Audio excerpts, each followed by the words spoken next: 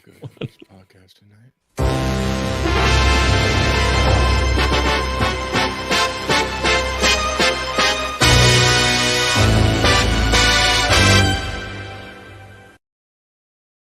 Greetings, one and all. Season's greetings. Happy holidays. Whatever it is that you celebrate and observe in your life. We'd like to welcome you to the Cinema 9 podcast, a beautiful show about life and film. That's Travis Roy. Hi. That's Eric Branch. Hello. That's Eric Brancham. And I'm Michael Govier. We're going to talk about, not right away. In fact, I saw a comment yesterday on our YouTube channel, a complaint about no timestamps. Geez, it took you an hour to talk about the actual movie you're promoting. And you know what? That's fair. If you're newer to the show. Yeah, if you're newer to the show, you don't know our routine. We should probably put timestamps in. And I'll try to maybe adjust to that going forward, because really, we usually spend about the first half hour talking about some other stuff, movies we watch, we'd like to recommend.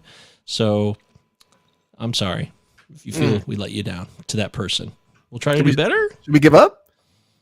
We could. We should definitely give up. But knowing us, I think we're going to hang in there. You know, it was a challenge just to get this show off the ground, because we're supposed to be talking about Fight Club today. But unfortunately, our special guest, Mr. Freeling. What happened with Paul, Travis? Oh, Paul, he had something come up. It was a recital. There was a recital. He was unaware of a recital. So maybe not the best time for him. It's definitely been kind of a hard getting this one off the ground, this episode. Yeah, it's been a challenging last few months for the show, but we always do the show. We want to do the show. And like Eric told me earlier in the text thread, just follow the mantra. You always have fun when you actually do the show. Right, Eric? Isn't that true? Yeah, Mike, that's my credo. That's great words to live by. Anxiety is in full effect constantly all day until about 6 o'clock, when you're like, this could be fun. I feel for you. I'll never understand it, but I feel for you, because for me, it's like, I love my friends. I love movies. I love talking movies with my friends. I look forward to this all week. I have zero dread. So I don't know. Sucks for you. Yeah. Well, I don't know what it is. It's something about my life and the way my being has been created, where I dread things that I like doing, and it just comes up beforehand. But whenever I do it, I never regret it. So it's just a weird dichotomy in my brain. And you don't need to worry about that, folks. We're here for you. Travis Roy, Eric Branch, Michael Govier, cinema9pod@gmail.com. No Paul Freeling this week. We will have Paul on hopefully soon, maybe at the beginning of the new year, next month. And we'll do Fight Club. But we're not going to do Fight Club today. Today's show, when we get into the meat of it, the focus, the center, will be Travis's choice. Travis was quickly asked to come up with a selection on the fly. And what did you choose? I chose 2000's The Family Man. A Nick Cage film. A holiday fantasy directed by Brett Ratner. Brett Ratner. Ratner talk. Back-to-back weeks. Bryan Singer and Brett Ratner. Oh, yeah. Damn. Didn't think about that. Whoopsie. Canceled week. They're not related. Yeah, it's just coincidence. Trust us. But we'll get into The Family Man in a little bit.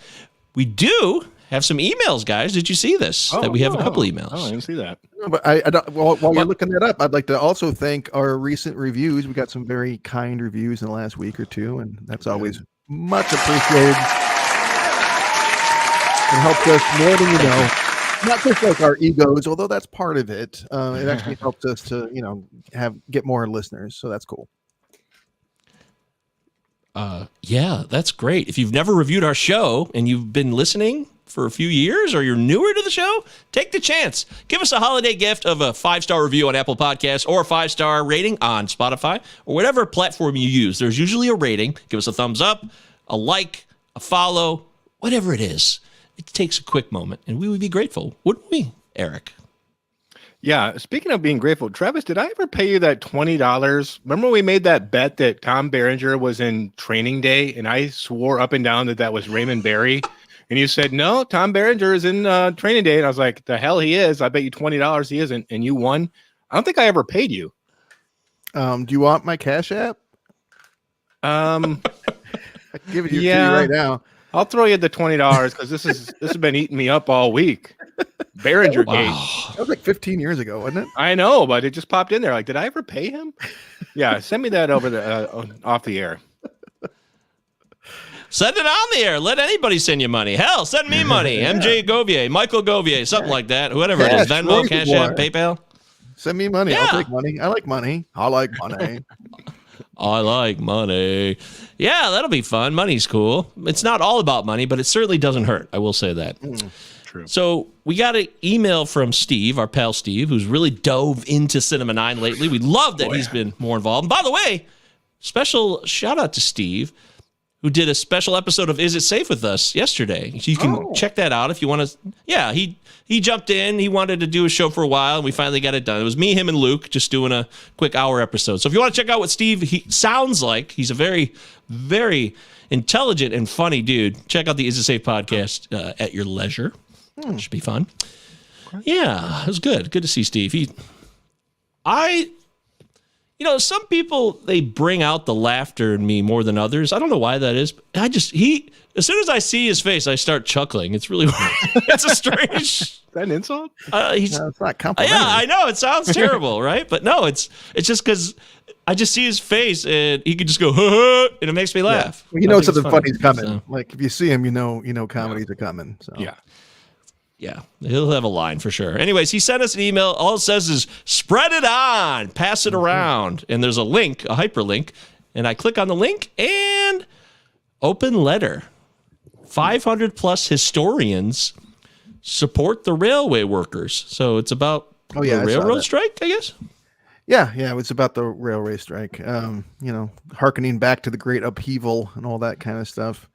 Great strike of 1877. I think a lot of historians were coming out of the woodwork to be like, hey, let's let them have sick days. That'd be nice, wouldn't it? And everyone went, no, never. Great job, America. We will not support people. Great job, America. Great job. Wow, that's so funny. I just had that button loaded earlier, so it was apropos. Look, we support workers here at the show. I think that's fair to say, right? Sure. Full on socialist. Sure. I like that. Yeah, see, we run the gamut. Sure to full-on socialist. I'm right there in the middle with both those guys. So let's do it. Let's support people, especially during holiday season. They're just people like you and I trying to survive. Then we got an email from Chad. Oh, that was the email? Oh, all right. Hey, yes. Chad. Former co-host of the now defunct podcast, Travis. The brief shining light that was the best film podcast with Chad and Travis. Yep. Good show. It was a promising show. 6 episodes or so. I listened. Vladimir Putin had other plans for our podcast, and he invaded, and everything ended when that happened. Literally. That's so funny because that is literally true. That's hilarious. Yep. Yeah, that's crazy. Well, Chad wrote us. Not cool. Chad wrote us an email, but also Steve hit me up recently about this Paul Schrader bit, it's great. Whenever we can talk Paul Schrader on the show, those of us that know the Cinema 9 show, we have referenced Paul Schrader many times. We all have copies of the movie you got us for Christmas last year, Travis. Right? Yeah. Was that last year? It was last year, and I'm looking forward to this. I might as well bring it up now while we're already talking about Paul Schrader because his wife is in this movie. Mary Beth Hurt is his secretary. Jack's secretary. Yeah. The longtime wife of Paul Schrader, Mr. Paul Schrader. I did not know that. Okay. Yeah. Living with Schrader, the Mary Beth Hurt show. Yes, she's got an Instagram or something. I might have to follow her. We can get some more insight on Paul Schrader's life if they're still married. They are. But yay! Paul Schrader talk. All right. So Always. Steve mentioned this. This is an open letter another open letter, not just the railroad one. This was related to Paul Schrader, and it was about this recent situation with some movie that I've never heard of. Yeah, he sent that to me too. So Sight and Sound, really pretentious but important film journal, film magazine. They release their like top 100 movies, I think it is every year. What it ends up being more like it's like 100. I don't know. They have such a weird ranking system because like 3 or 4 movies will be tied for the same space and then they'll skip. Anyways, and the movie that won this year was 1970 something's. I don't know, French woman name something. He's probably got it in the letter there. Do you know, Eric, the name of the film? Jean Dielman. Jean Dielman. Yeah, it's causing an uproar this year. It's nonsense. John Dillman. John Dillman. Yeah, Gene. Pops Vertigo Yeah. and Citizen Kane. Yeah. Yeah. Wow. Well, that's look. If I've you never want seen to it. check that out, I've never seen it either. I don't Can't know judge. anything. So, yeah. Anyways, Google that. Check it out if you love a good controversy and if you love Paul Schrader. Paul Schrader has his own opinions and he's entitled to them. And he was pissed, right? I mean, that was the gist of the letter. He was pissed. He was pissed. That is putting it mildly, actually, James Cromwell. That's Well, putting I it gotta- mildly. There you go, James. I got a feeling if that particular film wasn't on their 2021 like even top 10, then they can fuck off. They're just full of shit. Somebody recently saw it on the staff and they're like, "Wow, it's a masterpiece. Put it at number 1. Get some clicks." That is very common. I'm not surprised to hear that. All right, so Chad's email. Hey, it's about time you bozos brought Fight Club to the table. Uh-oh, Sorry about sorry, that. Chad. Not going to happen today. I'll be darned if this film didn't have a profound effect on all of us. We mentioned that last week briefly. At the very least, it made us all want to punch each other. My apologies for any late night Irish knucklers you guys may have received under the influence of this movie. Oh my God, Chad used to love playing Bloody Arms. We used to play that in high school. Bloody Not me. Arms. Not me. Oh God. He went with don't know. Eric and Steve Leskow. I remember Chad and me, and I obviously backed out because I am not a violent person by any stretch of the imagination. But we were like, yeah, let's start an actual fight club, and like yeah, let's do that. Like obviously, just missing the entire point of the film. You were gonna do it behind Blockbuster after hours. Yeah, I'm not proud. Behind Blockbuster. No, That's somebody awesome. didn't want to fuck up their teeth. Somebody just got some teeth That was work done. me. And they were like, "Yeah, I just got That this was work my- done." That was Yep. my convenient excuse before I just full on admitted, hey, I'm a pacifist. I don't engage in I violence. want to punch ever. my friends. I don't want to punch my friends over anything. I don't want to punch strangers. I don't punch Yeah. people. It's not a thing I do. It was all the rage. What can I say? That was Yeah, I'm with you there. Hey, you know what you gotta do? Chad concludes, it's also about time you guys brought on legendary gentleman and all-around impressive talent, Paul Freeling. Wah, wah. Yeah. He'll be on soon. He'll be on soon. Chad's gonna be disappointed in this episode. Yes. Yep. He's looking. Chad says, looking forward to a rollicking show. Well, you'll have to wait a little bit longer, but I hope this show that we're doing now will still be rollicking. Chad says, I got $5 saying we'll have a 50-50 draw for Fight Club. So he thinks Fight Club when it's actually done, which I assume when Paul does come on, we'll just do Fight Club still. He thinks it'll be a draw, but All right, so we'll see. There you go. make your bets. Because- Make your bets. Place your bets, everybody. If you want to be part of the show, cinnamonipod@gmail.com. Any old time you choose it. All right, Travis Roy, let's get over to you. You know, it's that holiday season. You've been, not feeling great, so I assume you've been watching some movies. Not feeling great is a dramatic understatement. I've had like the worst GI infection of my fucking life. I've lost 10 pounds in 2 days, 2.5 days. It's been a ride. It's been a terrible time. And not a lot of film watching, actually. I did put on like some of the MCU shows and just kind of like vegged out. That was, woo, my dog just had a moment. These I are did the moments. I did put on some of the MCU shows and kind of have those on while I roiled about on the couch and moaned in agony. But before that, I watched some movies. I watched The Bishop's Wife, which I'd thought that I hadn't seen before, but I had. And I went, okay, that's why I don't really remember that one that much. It's one of those classics that I don't know, man. I'm just glad that Cary Grant bowed out of It's a Wonderful Life to do this instead that year because, yeah, it's not bad, but it's not up my alley. I went with another Christmas movie, Better Watch Out, from 2016, a horror movie with a different kind of premise. I thought it was a interesting premise, but at the very last, like I watched it on Peacock, and Peacock with like 5 minutes left of the movie, like automatically just switched to the next thing. And I was like, well, fuck, what happened in the last 5 minutes? And then I went, nah, I don't care. Oh, So when you don't care about the ending, that's not good. I actually did like the movie, all right, but like once I like to get through Peacock, you go through like 2 minutes of commercials at the start. Oh, of the hell movie. no. I'm not going through all that again. I went to Wikipedia and looked at it. And went, okay. I watched a movie because we were also talking about when Paul is on, maybe discussing some films that we want to stand up for some films that Sure. are controversial. So I watched that movie that I had in mind for that. So I'll bring that up when he comes on the show. Great. And lastly, I guess the one I'm recommending, although I didn't watch very much, was Bullet Train. I wasn't blown away by Bullet Train, but I sure liked it. I was entertained by it. Another overly long blockbuster, just like, my God, trim the fat off this fucking shit, but I know I have like a broken record with that, but I'm getting to be as bad or worse than you, Eric, but I was entertained by Bullet Train. I think it's funny that studios now have to like, well, it's not a franchise or like based on a book or anything. It's original IP, so we better slam it chock-a-block full of as many famous faces as we possibly can, or else people aren't going to go see it. But it was worth checking out for sure.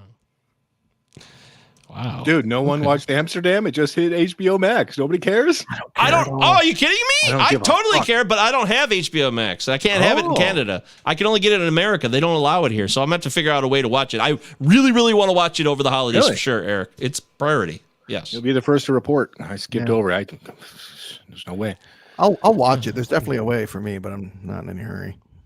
I mean, David O. Russell has slipped a bit, but I'm still in. He's done so much good work overall in his career that I'm very excited. It's a rare moment for me.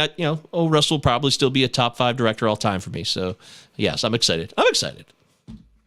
Would you watch, dude? It's been a weird week because I busted back out my Columbo box set. Columbo. I jumped back in, and it's got me. It's got a hold of me. Even though I've seen them all millions of times, it's got a hold of me.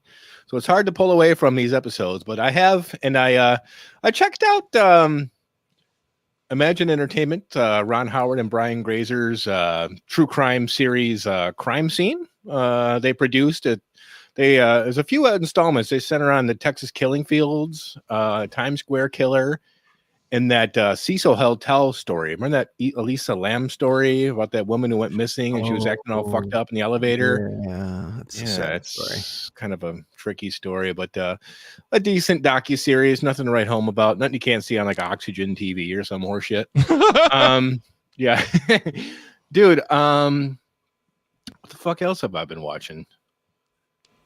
Trash? I don't think I watched anything else aside from my top pick. So this movie Skinamarink has been being talked about all over the internet. It's like this fucked up experimental horror movie. And the second I heard about it, I'm like, all right, where do I find this right now? I don't care if I gotta like rip it off a torrent. Like I'm calling all my like torrent buddies, like my real sketchy friends that do nothing but rip movies. I'm like, where do I get it? Wow. I finally discovered it on That's what they get for doing you a favor. Get called sketchy friends in public.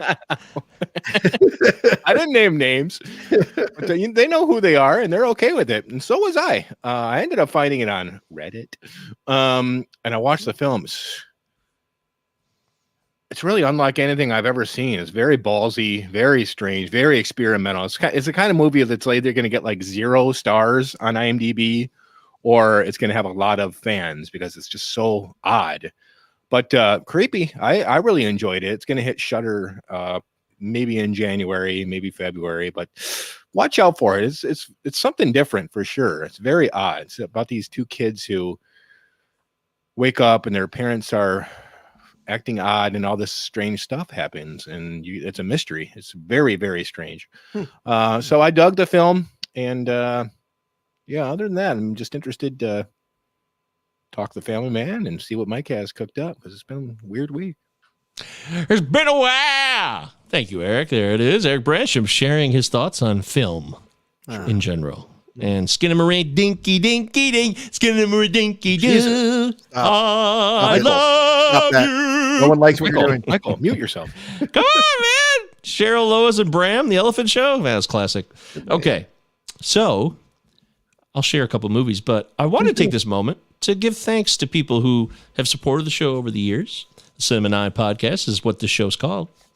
I'd like to thank Russell, our old friend Russell, who is the master of the bully gif. He's given us a lot of gifts online, or GIFs, however you like to say them.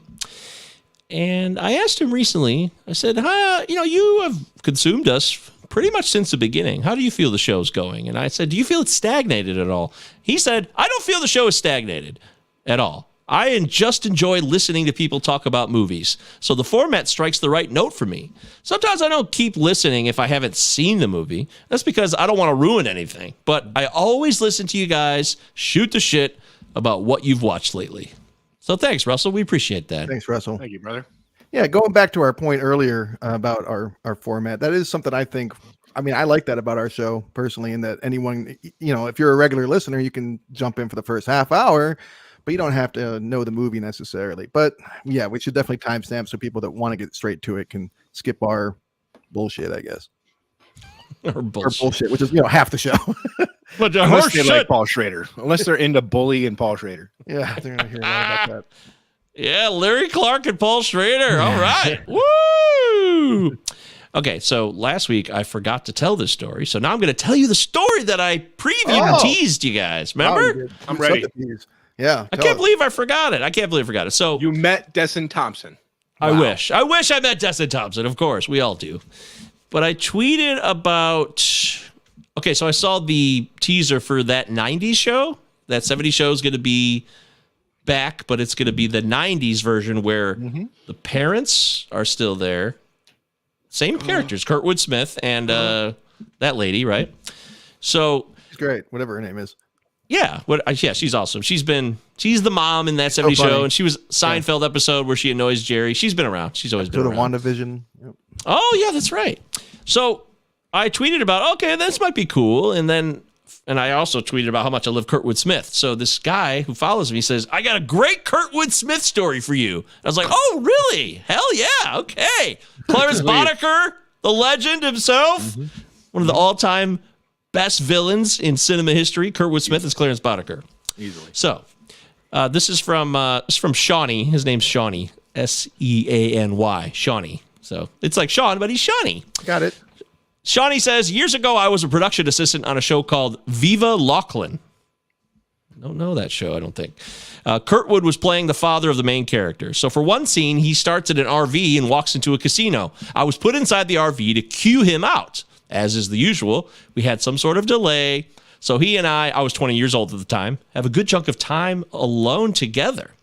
Quick backstory. Growing up, my dad and I loved RoboCop, always said Clarence Boddicker was the best bad guy of all time. So I tell Kurtwood this, and he could clearly see the gleam in my eye that it's legitimate. I also had another thing I'd seen him in where he discussed the two different versions of Layla by Clapton. Okay, that's a side note. So he starts telling me, yeah, that role was fun because Paul Verhoeven let me play and make up some lines like... He then proceeds to perform every notable RoboCop line to me, an audience of one. Can you fly, Bobby? Guns, guns, guns. The Tigers are playing tonight. Bitches leave. And more and more and more. Those are all his lines? Yeah, those are all Clarence. Kurtwood Smith. I've always held him in high esteem for that day. He could have just said thanks. Instead, he gave me a lifetime memory. Kurtwood Smith. We salute Very cool. You, sir. Beautiful story. That is awesome. Thank you, Shawnee, for sharing that with me. And I'm so glad that I finally got to tell it because I love Kurtwood Smith and I love those moments like that. It just makes me like him more because he was cool. So, I watched the film called The Family Man, which I told Travis prior to air I paid for it. I rented it off Amazon, which is something I always try to avoid doing, but I didn't have it, and I was in a pinch too. I wasn't at home. I was on the road, so I didn't really have a lot of options. So I rented it. So I watched that, of course. We'll talk about that shortly. And of course, I watched a movie I've never seen. Speaking of Paul Verhoeven, who's a guy, one of my favorite directors. I love Paul Verhoeven, but this is one of the only movies of his I have not seen. So I watched Hollow Man. You guys ever seen Hollow Man? All right. It's not great. Wow. It's awful. It's so bad, man. And kind of famously bad. Yeah, but it's even worse now.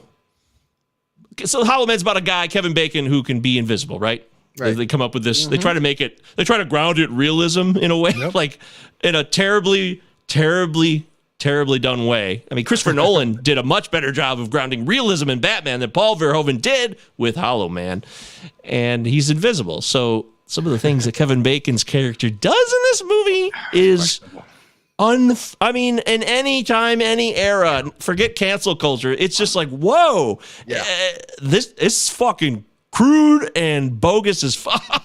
I was blown away. I mean, a couple of years ago, the new Invisible Man came out, which was really, really good, but it was hardly the first one to take, the Invisible Man and make him like a, irredeemable villain. That's what stands out to me about that movie. There's some disturbing fucking scenes in there. That's all I really remember about it. Yes, it's shoe. Yeah, great. She's great. I love. So good. She's so good. She really is good in that film. Josh Brolin, her, and Kevin Bacon, and put aside the heinous shit that Bacon's character does. It's just a strange film that's poorly done. It makes me really think that truly Verhoeven had to have been messed with by a studio. There had to have been a lot of battles that I haven't found the stories yet about, but I'm sure if I dig around, I'll find stories about how there was a lot of conflict about what Verhoeven wanted to do versus what the studio wanted. Remember, this is right after Starship Troopers, which was a hit, and of course, Total Recall and RoboCop were already in his tool belt. Wow. So I think he checked out right after that, didn't he? Yeah. Wasn't that his last American effort for many, many, many years?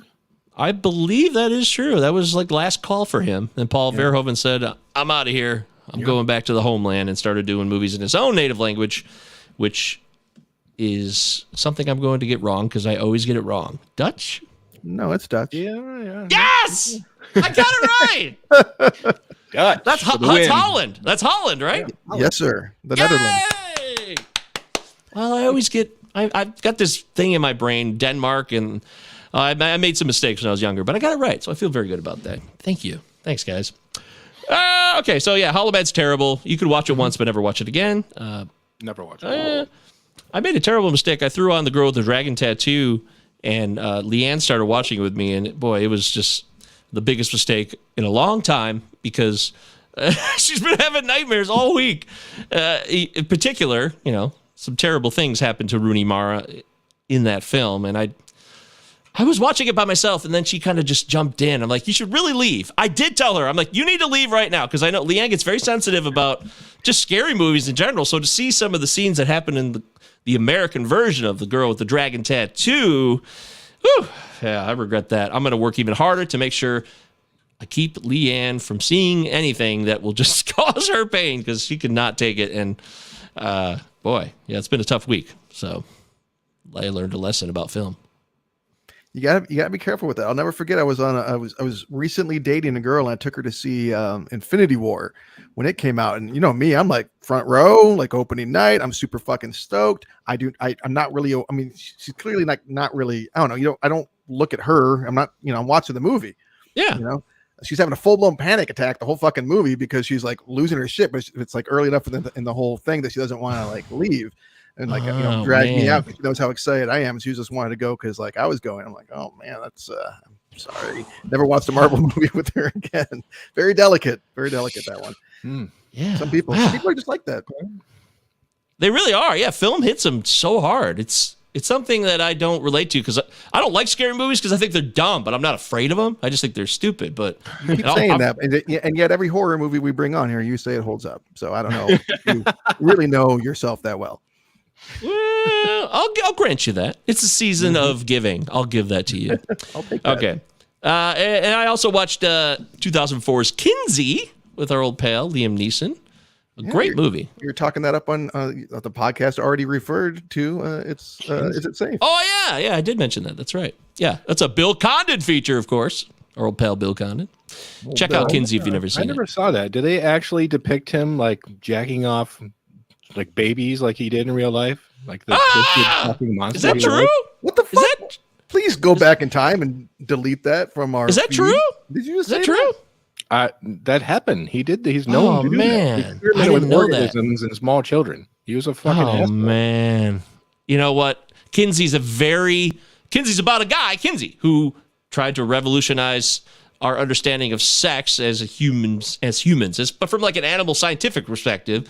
And he made some progress in the film. He's depicted as a hero. He is, but he did stuff even in the movie, Eric, he didn't mention that, but shit gets weird in the movie where you're like, oh man, where's the line here between trying to expand our understanding of humanity versus, I don't know, like giving people a venue or an avenue to kind of dive into their perversions. And this is from a Puritan perspective too, a society that, we're a pruder society than some, but there's still a line for things. And it's a really fascinating movie. I strongly recommend Kinsey, but that's because I never looked into the details about his life. So if there's things that are just not mentioned that he's awful in a certain way, then I'll have to go back and look beyond the details, because the movie itself is presented lovely with, Laura Linney and Liam Neeson and Alexander Peter Skarsgård.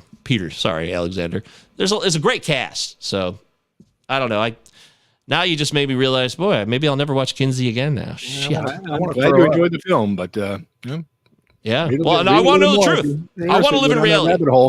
I want to know the truth. But I've been down it, and it was rough. Okay, thank you. Well, I want to know the truth. I prefer not to do the ignorance is bliss thing. So thank you for teaching me. Don't give up on me, Dad. All right, that's it. So I would recommend those films. All right, that means it's time to get into the main focus of our show. Now that we've completed the quarantine viewing picks, Travis Roy, Michael Govier, Eric Branch of Cinema Night Podcast. On a happy, fun note, it's time for fucking the dead Family dog Man. Ponders, fucking ponders. Oh shit, that's right. In Hollow Man, there's a brutal murder of a dog. It's horrendous. Yeah, okay. I forgot. This is not a palate cleanser, man. I was just making Casey Kasem reference. Yeah, but as soon as you said dead dog, it reminded me of that. I was like, oh my God, that's another terrible point. Never watch Hollow Man, folks, especially if you love animals. So, the show's going off the rails. Oh, we're always off the rails. The Cinema Night Podcast, baby. It's time to do your selection, Travis. The Family Man from 2000, directed by Brett Ratner, starring Nicolas Cage. Travis loves Nicolas Cage. And, of course, remember Tia Leone, Eric? Remember her? Oh, yeah, dude. The Naked Truth. I was there every episode. I love The Naked Truth. She was... Madam Secretary, you watching that one? No. Well, hey, she was in... First time I saw her, I remember Flirting with Disaster. I was like, oh, who's that? Yeah, she was a great actress, very entertaining. She's in this movie. And Don Cheadle is kind of in this movie. He's got 3 scenes. Yeah.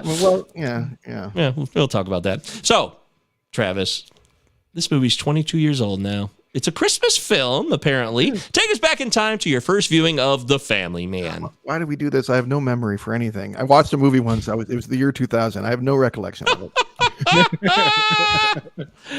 Perfect. Eric, what about you? You remember The Family Man, your first time seeing it? First time, no. But this is in my regular roster. This is my Christmas present wrapping movie, so I check in every year. So I'm ready for this conversation. No kidding. So this is okay. I didn't know that about you. I thought this was Travis's baby. That's well, I know it is for you. Well, it's got Nick Cage and it's a Christmas movie, so of course I'm all fucking over it. I got to watch Trapped in Paradise next. Almost Paradise. Okay. All right, so this is The Family Man, not Family Guy, by the way, just in case you guys are wondering. And this is... Or The Weatherman, for that matter. It's not that movie either. There it is. There it is. God damn it. As soon as Travis chose this movie, I was like, oh, God, The Weatherman, The Family Man, both Nick Cage movies, 5 years apart. My brain can't handle it, apparently. But I definitely remember the first time I saw this movie. And I saw this movie a few times because... it was one of the first movies that I had access to it through pay-per-view somehow.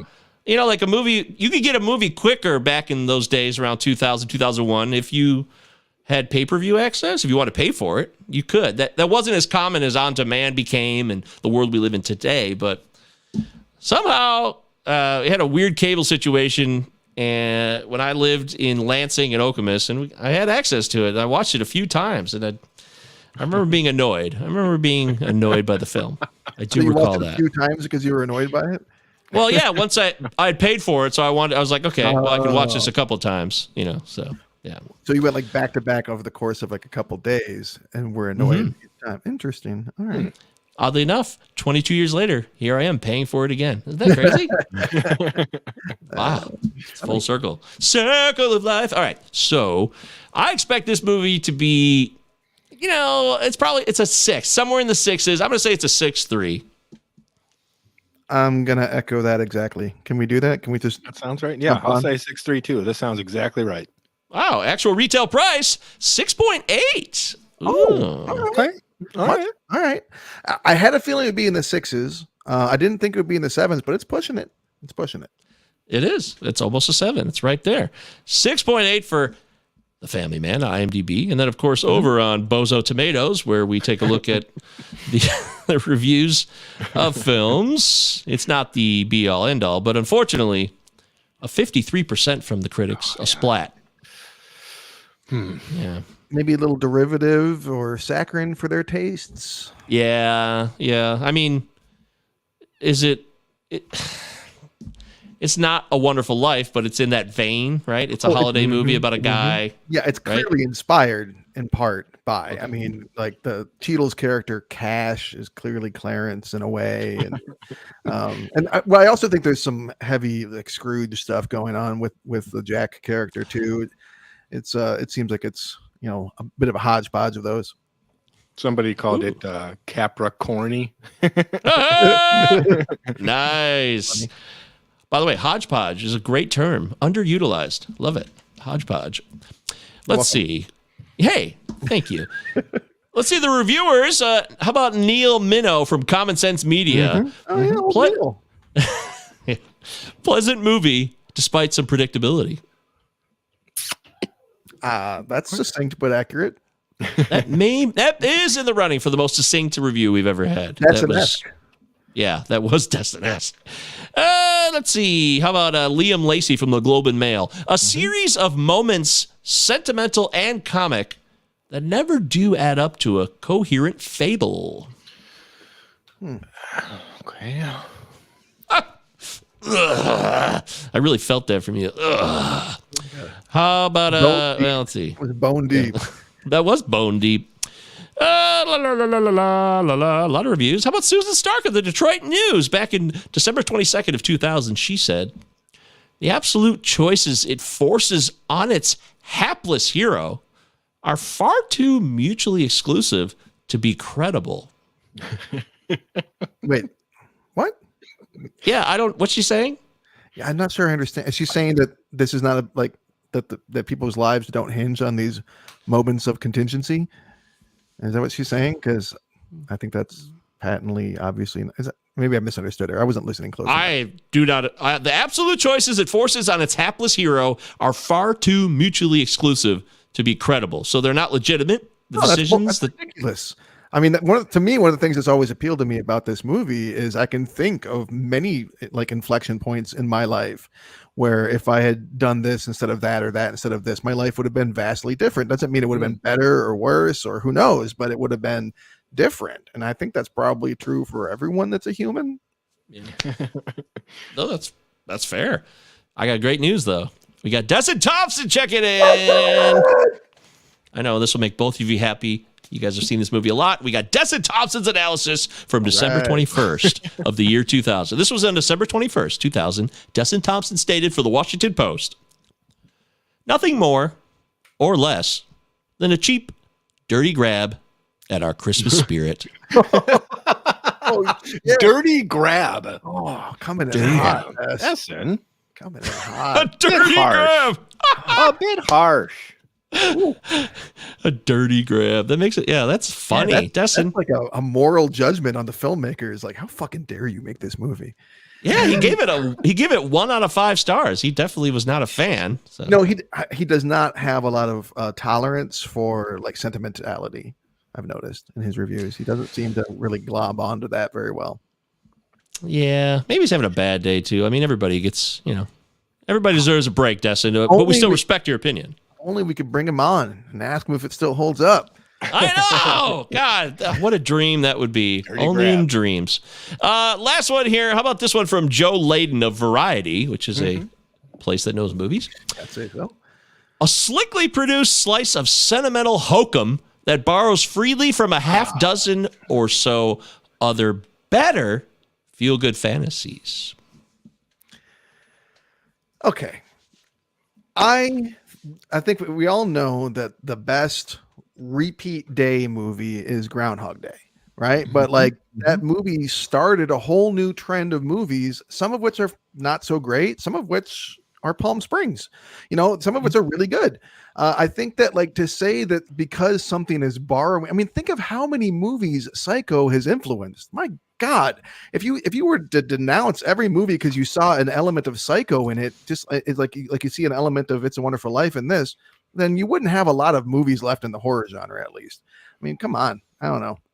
All Seems a art is bit derivative. unfair. Yeah, I mean, this is a very specific kind of subgenre, the Christmas fantasy. That this glimpse is akin to a few other movies, but um, it enough to incriminate it for being derivative. I don't know, because for me, it does do something new. It sets up this alternative reality from a different perspective. This is a guy in Jack Campbell that enjoys his life, unlike someone like Jimmy Stewart in It's a Wonderful Life, who's on the precipice. I think it offers something different while still paying homage to some of these fantastical tropes. Fantastical tropes. That's excellent. Sure. I love that. Hey, thanks for coming out. We're fantastical tropes. Look, really, when Travis picked this movie, I was like, oh, God. I have a really negative vibe about this movie. That's my memory. That's my recall of it.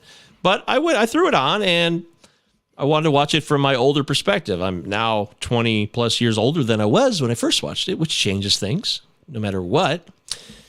And yes, it borrows, but I don't give a shit about that because I don't think about it in that terms. I think about, what are you presenting now? Are you entertaining me?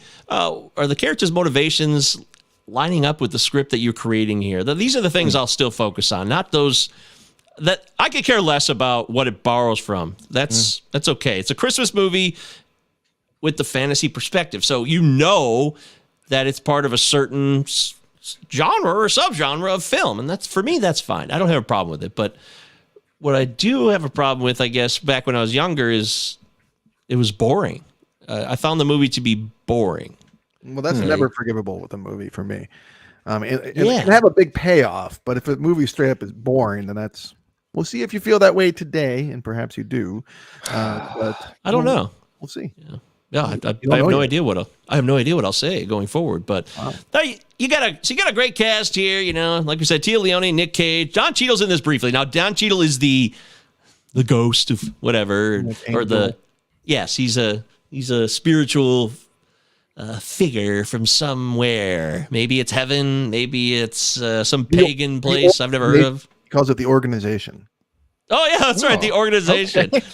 But this movie is snarky as hell. Really signified when Nick Cage really needs his help after he's thrown into this life. I do like that about this movie. That Nick Cage he wakes up. There's no real setup other than the conversation he has with Don Cheadle's character the night before at the party store with the whole lottery ticket thing. The next day, he's in this world. They don't explain anything to us, and he has to figure it out while we're figuring it out. And when he gets in the car with Cheadle after he's doesn't understand what's happening, he needs his help. And then Cheadle says, okay, I'll help you. Drives off. He drives off on him as Nick Cage is getting out of the car. That was really funny. And I think that signifies the hard, sharp edge this movie has for a Christmas film. Yeah, and while we're on the Cheadle character, I've always been really taken with how he's presented. Because you're right, he's not in the movie a lot, but you do get a sense that he is this old kind of spirit type thing that tests people. When he's talking to Ken Leung at the guy that he's at the counter that won't look at the actual lottery ticket. He's there for him. That's why he's in the store. He's not there for Nicolas Cage or Jack Campbell. Jack Campbell fucking interjects and then chases him out afterwards and calls him back when he's walking away from him. So he really asked for it. But I really like that. Clearly he had gone there for Ken Leung's character. And then later on with that one girl, when he gives her back the incorrect change on purpose, it's like, he's not necessarily going to take her on this other glimpse, but he is testing her, like just checking her moral caliber. And I like that. It's a fun little way of putting some richness into that character.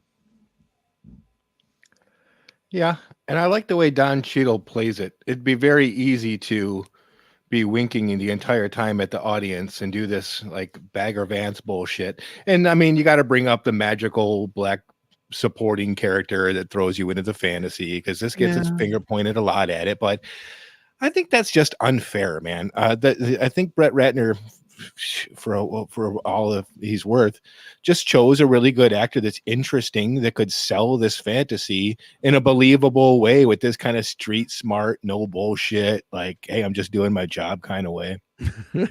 Yeah, he is. He like you do get the feeling that he does this all the fucking time. Yeah, I'll give it to you. You're right, Travis. I actually enjoyed that part of the film. Now, the complete randomness. This wasn't something that was set up from a divine mandate. Jack put himself in the situation.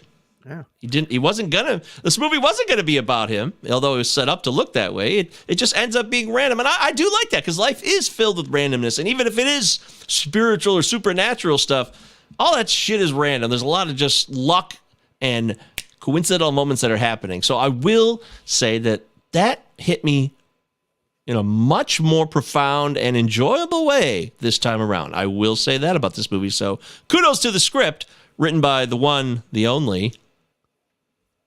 It's two people. I don't know. Oh, David? I forgot. David Diamond and David Wiseman, the two Davids. You know what they did after this, don't you? No, I have no idea. Evolution, one of your favorite movies. what? No way. No, oh my God, what? Yep, there it is. The next year. When in Rome and Old Dogs. Dogs. Oh, that was so Okay, bad. bit of a slump. Yeah. Is that like Wild Hogs? Yeah. Oh shit! I was thinking of Wild Hogs. What the fuck is Old Dogs? Same thing. I know. Dogs is the one with Robin Williams, I think. Yeah, it One's looks on like the same motorcycles, thing. The other is they're just old too. Yeah, they're just Old sitting at a Dogs, table. Same shit. Is it Robin Williams and Billy Crystal? I want to say, or no, I'm thinking Oh. of Father's Day. John Travolta. Fucking know. Yeah. Anyways, Dog. I do. So I like that part of the film. Now it did change for me in a positive way. So I want to give Travis kudos to that. But yes, Don Cheadle's hardly in this movie. I don't know if it's a big deal or not, but that's what really stuck out to me watching it this time is, whoa, how long have we not seen Don Cheadle's character for now? Has it been an hour? I don't know if it's a big deal or not. It was just an observation. It's a supporting character. I could use more Saul Rubinek. I mean, I love Don Cheadle, but give me more Saul. Oh, dude. Yeah. You know, we all love the Rubinek.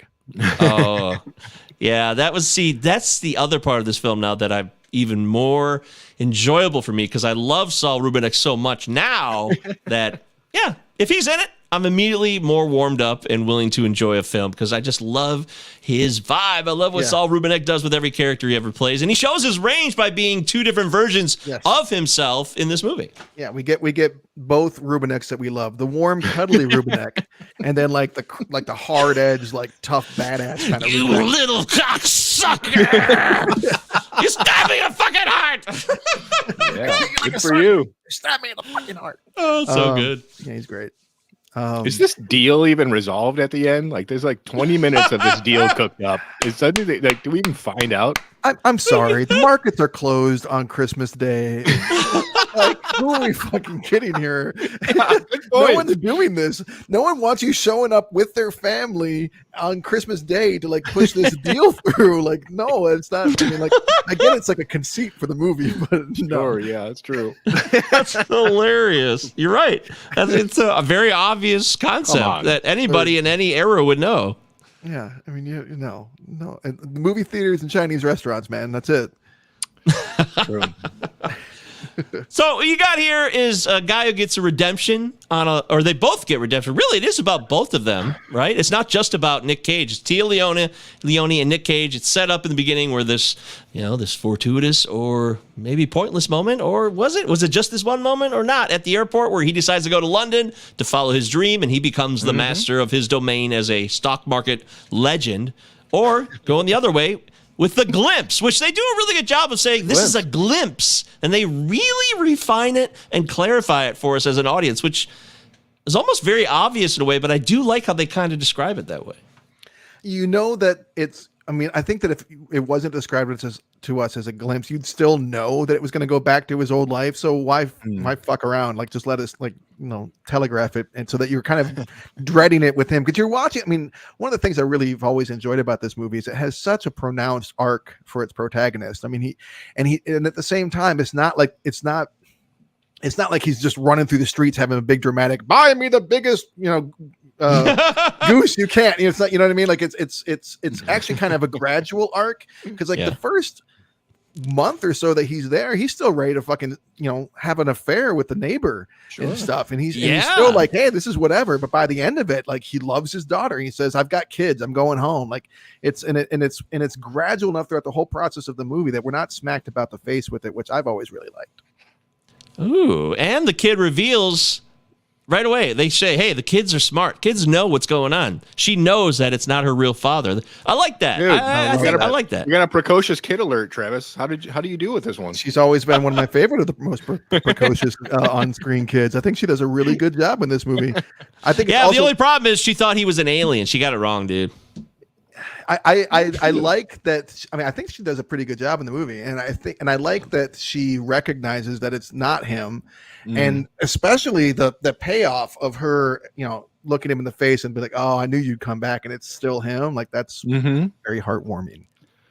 It's just for me, it's weird because every time I watch this movie, which is quite often, I always get really sad after the glimpse, because I feel so bad for Jack, because the glimpse it's got to be like, how long do you think the glimpse is? About 2 months, maybe 6 weeks. And to form this bond with these beautiful children and this family and these friends, I always just get really sad when it's over. And maybe destiny will reform it the way that he saw it in the glimpse. Maybe it won't.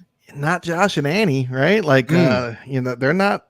But I also get the feeling, and this is obviously the Marvel head in me coming out, but I never felt like this is a tangential universe that doesn't really exist. I've always felt like this is a legitimate alternate universe that he's in, and these people all do exist in the multiverse, and I don't know where that versions of Jack Campbell went, I guess, to the other guy, but at the same time, like, it is still like played with, though, because time is frozen on Christmas Eve night for everybody ultimately. So like, on one hand, I think it is tangential and not real, but on the other hand, I think it's like a real universe, if that makes sense. Well, you're gonna have to give me this in terms of Back to the Future 2, when the evil Biff steals the almanac. Did that really happen?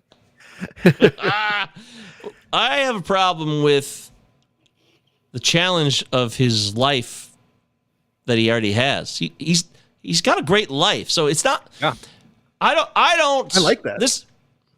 What do you like? Why do you like that? Because it'd be really easy to make him like miserable and Scrooge-ish and just like, and not really aware of how unhappy he is. But he likes his life. He sings when he gets up in the morning. He gets to sleep with random beautiful women. He's super wealthy, which he insists, like, throughout the rest of the movie. He's like, I could have been the richest Forbes prick now.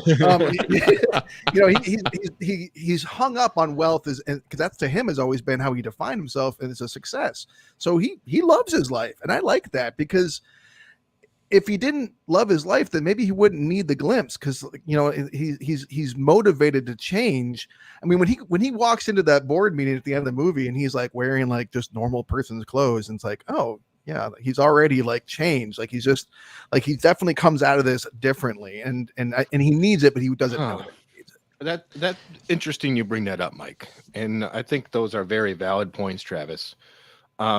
This most recent viewing got me thinking, like, what's wrong with being a successful bachelor that enjoys your life? Like, why is having a family and being in the suburbs supposed to be better than this representation? That's a good point, and I don't think there's anything wrong with it. And I don't think that the movie necessarily says that there's anything wrong with being a wealthy bachelor and liking it. I think the movie's saying that, like, he is a shallow person who's not really fulfilled in his life by anything other than his job and the wealth. So those are two separate things. If you're successful in a bachelor and getting laid a lot and having and learning opera, power to you. And I don't really feel like the movie judges against those things specifically. Well, maybe like that's the one night stand a little bit. He is fulfilled by those things. So what there's nothing else that would like It's saying there's something wrong with only being fulfilled by wealth and success. I do think there's something wrong with only being fulfilled by wealth. Yeah, I would agree with that. But where I found myself challenged in this viewing is that area, Eric. You're right.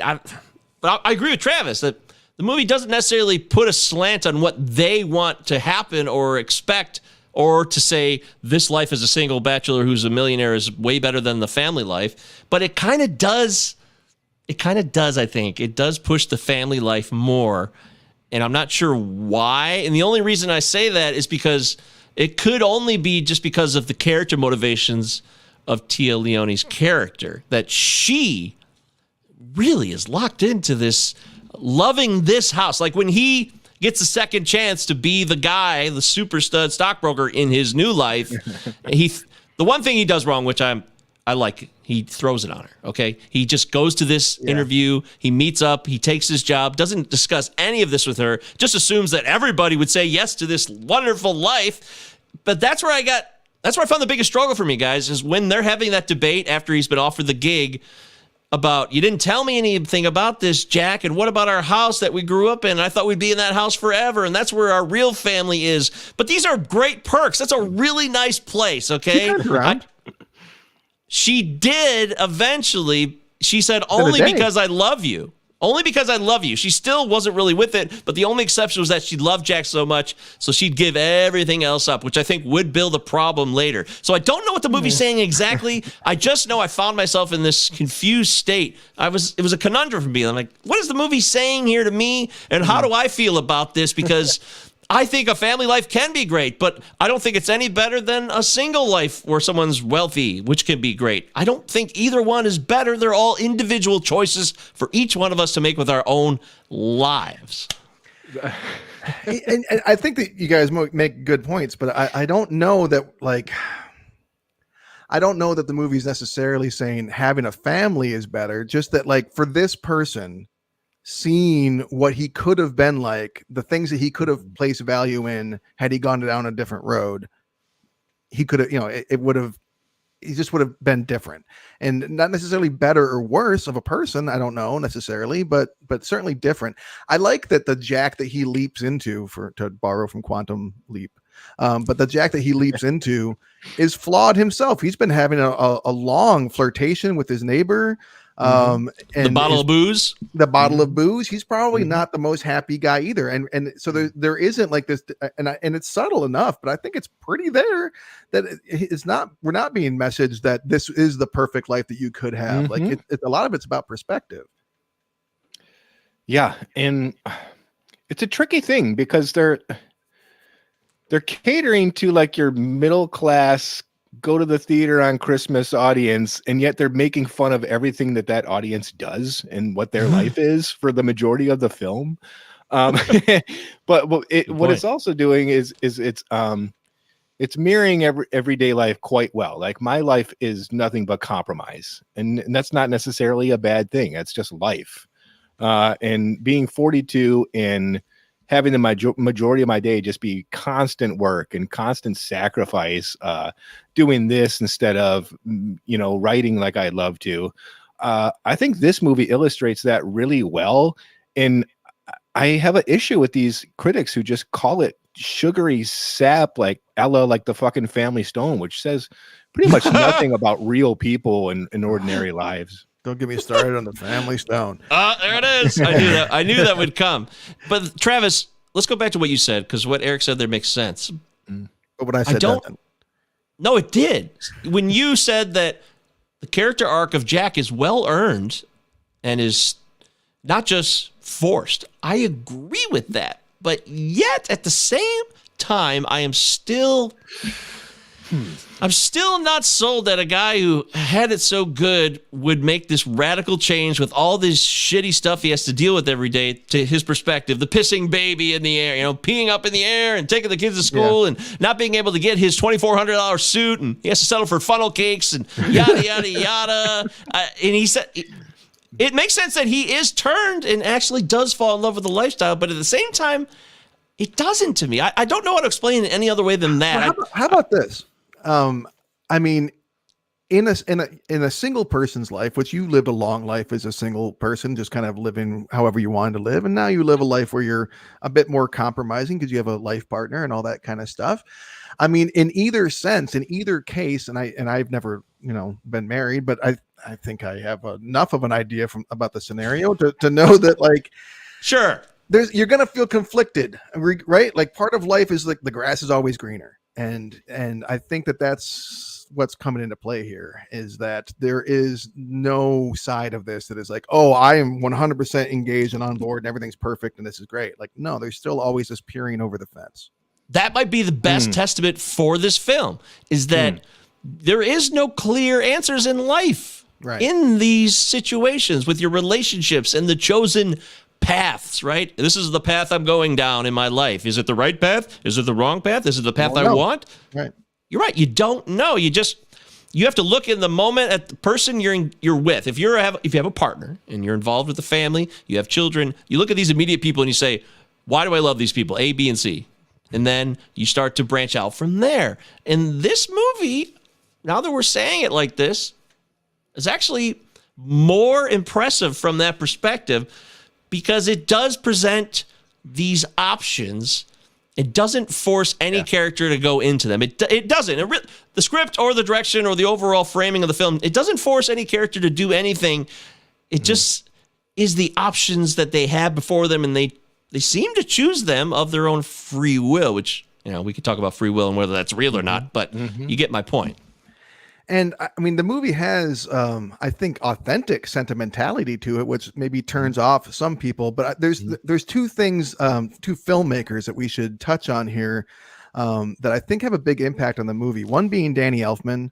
He had very much come into the phase of being like, hey, I'm not going to just make like the goofy fucking Tim Burton music anymore. I'm going to like...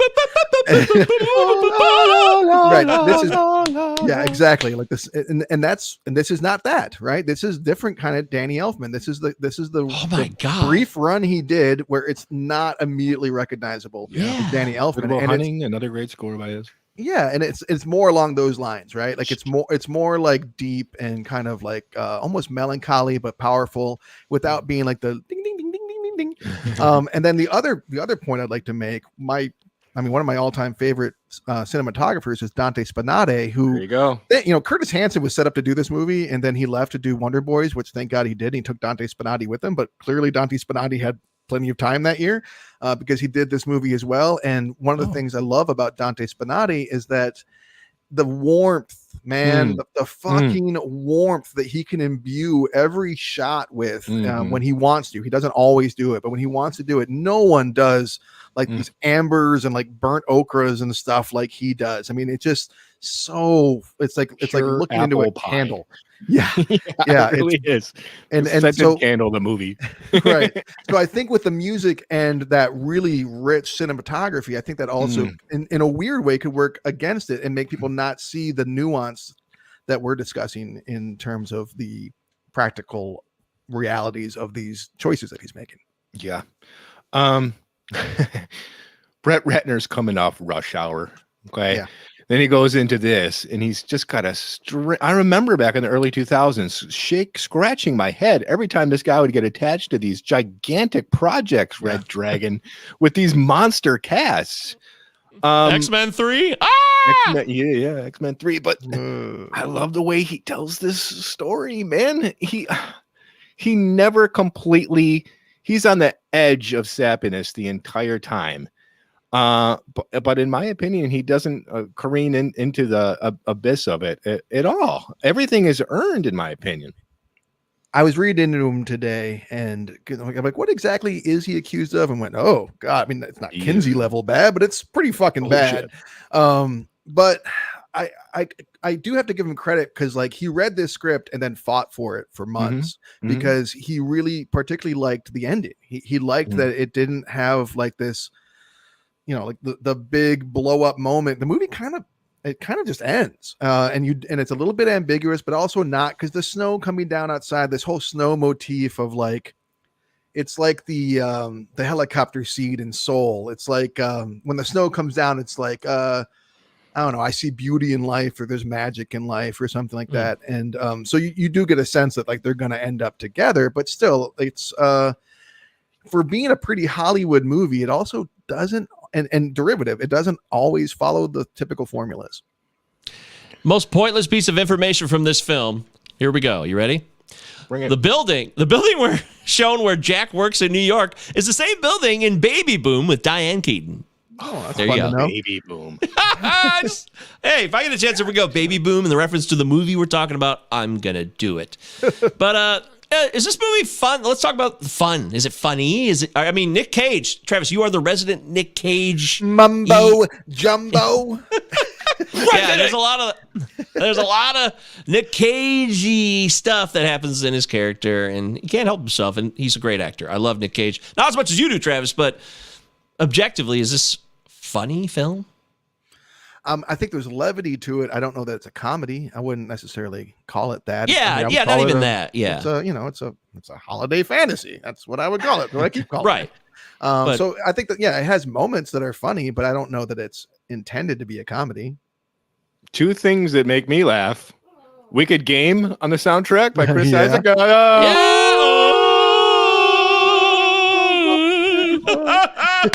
Yes, I'm so glad you brought that up. Thank I you, thought of Eric. all my friends when they got to that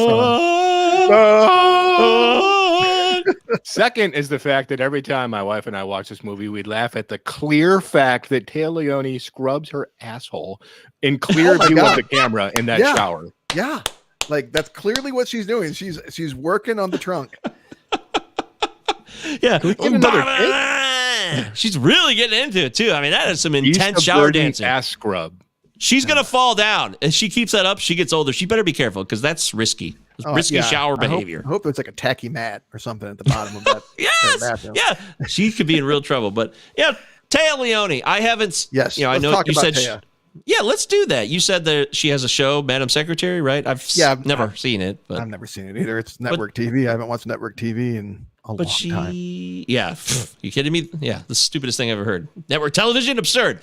But I haven't seen her and stuff in a while. I'm sure if I looked up her IMDb, there's stuff that she's been doing, but I do miss her. I really like her in almost every role I can think of, whether she's playing this. I mean, she's funny. I think she's funnier than Nick Cage in this movie by far. That's really the point I wanted to express when I brought up the comedy part. I think maybe it's the lines she's given, but could be the way she delivers them too. She's funny. I am, as you said, like I am a huge Nicolas Cage fan, and I'm the biggest Nicolas Cage fan that I know. But I think she kind of runs circles around him a little bit in this movie. She is really, really, really good in this movie. I think she's utterly convincing. I think that because it's a fine line that she has to walk. She has to be believable, but she's like almost this perfect wife, and I think they do a pretty good job of like. Or she does a good job of like putting her tongue in her cheek to do this stuff and put up with him. And I just think, I think she's really incredible in this. I think it's a really underrated performance. She also has to do something which is really tough, which is portray a practical wife in a familial relationship, but not just be the woman that's on his ass that he has to deal with. But just a sweet, nurturing woman that wants the best for her family. And she kind of plays it like, I love the scene where, she dresses up and she tries to look sexy. It's a little silly, but it's very real. It's very honest. Yeah. She's like this clipped kind of former beauty queen, but she plays it off endearingly. But that reveals a lot. That part where she goes to change and be even more sexy so they can make love because the kids are asleep. But it does reveal I think it's a great job. I'll give credit to, Brett Ratner.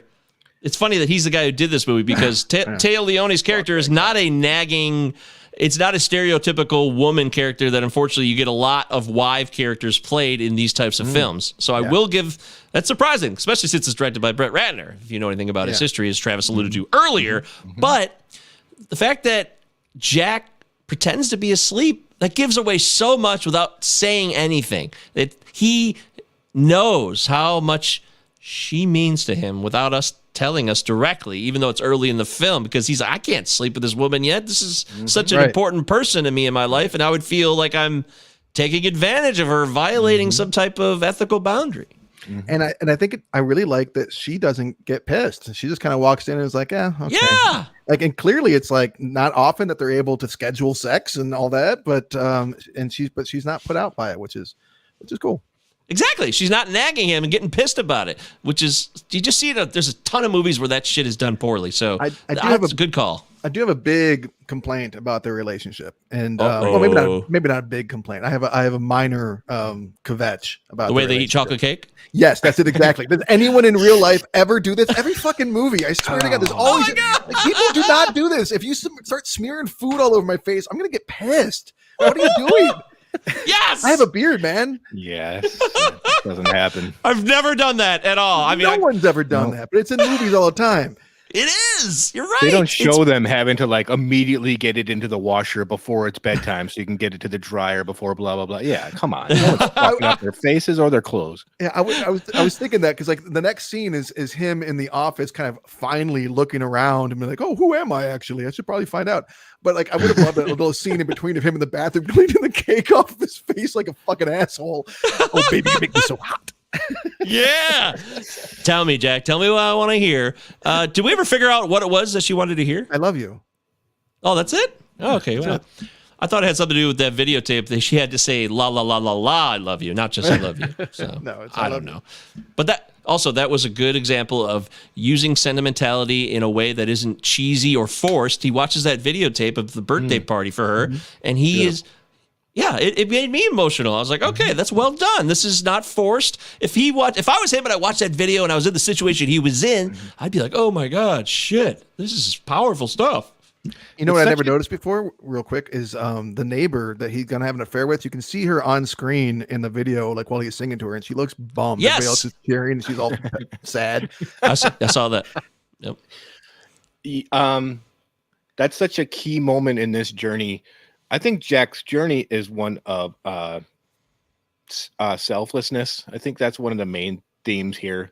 I love the end because it's Jack having to like it's Jack having to like stick up for his own wife and for the things he believes in to better her life, not just his own. It's not just your main character like on his knees pleading to have that life back. He wants the same thing for his wife or just this woman, this stranger that this potential could be there. It'd be so easy just to have Don Cheadle come in and be like, hey man, I know I called it a glimpse, but like heads up, surprise, this is your life, man. And like everyone goes home happy. But it's this ambiguity that I didn't expect from this type of film. You know what always makes me laugh at the end of the movie is this one night stand that she like goes home all the way to Jersey or whatever for Christmas, and the next morning like comes back, like leaves her family on Christmas morning just to show up at his door, and he just blows by her and walks off. Yep. That's Christmas morning of all days. Yeah. But I didn't like the ending, Eric. Really? In fact, I think I fast forwarded through some of the ending. I'm not even kidding. Yeah, I did. I got to tell the truth. I mean, right now, you guys have somehow got me in the mood where I'm really almost thinking that this movie might hold up now, but that's not what I was thinking earlier. So I got to remember my viewing experience. And that ending to me was just, it was lame. And I was like, oh God, okay, we're in the airport. You got to beg her and she's going to take a shot. The way you described it is not invalid or incorrect. I don't know. I don't even have a better ending either. So maybe saying that alone means that I'm not strongly set on a foundation here that I'm going to die on, I guess. All right. I kind of agree with you a little bit. I do think they kind of maybe painted themselves into a corner a little bit when he starts. And it's always so funny to watch a movie that takes place before 9/11 because, like, what are you doing there? Why are you at the boarding gate? Get back where you belong. But when he starts like shouting to her about like Annie and the violin and like all this stuff, like she'd probably be like, "What the fuck? This guy has lost his mind. Like he's not well." Security. But it works. I mean, by that point of the movie, me personally, anyways, I'm ready to suspend whatever and just kind of be like, okay, like she sees the glimpse in his eye, I guess. Oh my God. By the way, it's a body double in the shower? What? That's bullshit. well, That's what it says in IMDb common. trivia, but yeah, I hope that's I always take that with a grain of salt. I mean, there's no source for that, but right. Yeah, she's in the shower. It's not like you see her nude. She's in a blurred. Anyways, that would surprise me. I thought that was really her dancing. If that's a body double, that's impressive recreation of her dance skills. Also, I just want to shout out Harv Presnell in this film. Good old Harv Presnell shows up. Hey, Jack, you old bird dog, Merry Christmas. I know, he comes in so hot, and you're like, oh shit, this dad's gonna be this father-in-law is gonna be a big deal in this story. Nope, that's pretty much it. We didn't get a lot of him after that. Yeah. Not that I needed it. It's just an observation because I like Harv Presnell, and he just makes me laugh. Sometimes say the dumbest thing. It just makes me smile. We've also got Jeremy Piven popping in to do nothing but like talk about how hot Jack's wife is, and he should it's be the most thankful. chill. It's the most chill he's ever been. This might be the least Piven role that Piven's ever played. You know, he doesn't. He's pretty chill, which is I didn't know he could do that. Frankly, I didn't. I think it's funny that at that point he doesn't have hair plugs yet, but Nick Cage does. Yeah, that's true. The bald man, I notice these things. Well, we're getting close. Anything else? Any other final notes here on the Family Man, guys? Well, I mean, this is so trivial, but I want to shout out the set design real quick. I mean, speaking of Big Ed, when he rolls up on Big Ed's shop, like the sign that is Big Ed's sign, like you can see the cracked wood and like the flaking paint and like flaking paint on like the paint on the like on the brick wall of his they really did a good job of making not just that, but like his home, like the set decorations, everything's so aged and like lived in feeling and familiar feeling. I think they did a really good job with that. Oh, same bowling alley as the Big Lebowski as well. Oh no shit. Yeah. Also, props. Speaking of production design, props for having like the house seem like an actual house that people live in, and not just a fucking gigantic mansion that's supposed to be the middle-aged suburbs. Right. Not a set. It's not a set. That's a good one. That's a very good one. I don't know what this is or how, but apparently Paul Sorvino had deleted scenes from this movie. I don't know what the character was, but he's referenced the when Harv Presnell comes up and is telling Jack about like the third biggest whatever in the he's the guy who runs that company. Yeah. Oh, okay. All right, that makes sense. I looked into it too because I'm like, well, Paul Sorvino got cut out. I'm like, well, probably isn't really necessary. Rest in power, Paul Sorvino. Yes, sir. Absolutely. All right. Well, should we round it up? Yeah. Well, trim the fat. You chose this one? You know, did you guys notice that was Robert Downey Sr. in his house? Yes! Yeah. Yes! Holy shit. I was like, what? Robert Downey Sr.'s in The Family Man? It really blew my mind. It blew my mind. I'm so glad you brought that up. Thank you for saying that. A prince. But okay, so yeah, I'll dig into it. I feel like I've kind of shown my hand throughout the majority of this discussion. I think the movie holds up. Do I think it holds up exactly how much I loved it in 2000, like to 2005? Maybe not. I admit the shine is off the diamond a little bit, but it's also partly my fault because I've worn it out. I've watched it many, many times. Most holiday seasons, every other year or so, it's gonna be on my watch list. But yeah, man, it's a sweet movie. It's not an overly complex movie, but if you sit there and suss it out the way that we have, I think that you can dig deep and find nuance and weird fibers to pull apart. Like, in terms of the fantasy, in terms of how the mechanics of that works, or in terms of his life and, their motivations, all that kind of stuff. I think it's an actually, a pretty, the movie, like the house, it feels lived in. I just buy this glimpse, and I think that the movie's just a really sweet movie, and it holds up for me. Oh, okay. Well, I have real negative feelings from this movie from my earlier days of seeing it back in 2000, 2001. It could have been my life. Might have been miserable. Yeah, clueless young adult has no idea what he's doing. So he's going to blame a movie for his problems. Fucking Family Man did this to me. This is all because of the Family Man. It is a Christmas movie. I don't know why I don't lock into that more. It's clearly a Christmas film, obviously. It's about the holidays. Of course. And I don't have that locked in my brain for some reason, and I'm going to have to adjust to that going forward. But there is still something Promise. for me watching it that it's not entertaining at times, and I'm just like, oh god, okay, this guy's got to figure this out and he's got to go through this, and it's not the movie's fault. I'm not saying it. It's just the type of film that it is and the character's arc. He's got to go through these events and learn from them in order to get to the other side. It's a time-honored Hollywood tradition.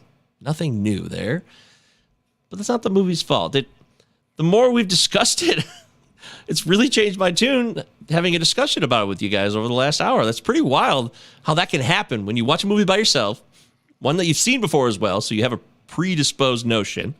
And now, I feel like I'm being untrue to my original experience, but I think because of what the movie does and how it does it with these challenges of the Western civilization society of today, the modern age, and the choices you have to make, whether you want to be married and have a family and go the contrarian route and just be your own person individually, freebird it.